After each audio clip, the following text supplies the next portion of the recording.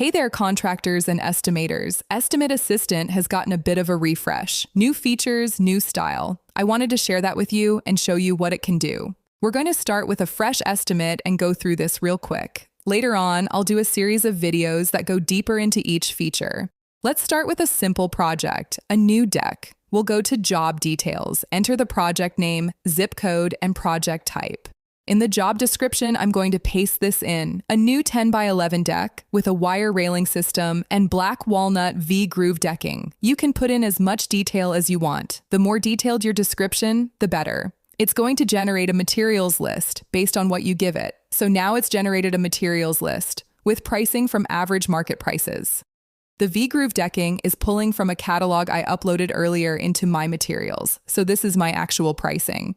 Below that, it also suggests things you might forget: post caps, railing brackets, and so on. If you want something from a specific store, you can do a store lookup and add stores to your favorites. It also estimates labor for each part of the job and how long it thinks it'll take. You can put in your rate and check it against what you feel the labor should be. Any equipment rentals or notes you want to add, you can do that here.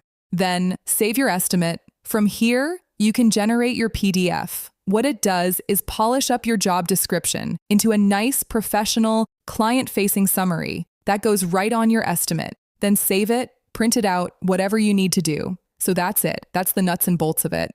EstimateAssistant.com. Give it a try. Free trial for 7 days. No credit card necessary. I hope this helps save you some time, effort, and sanity.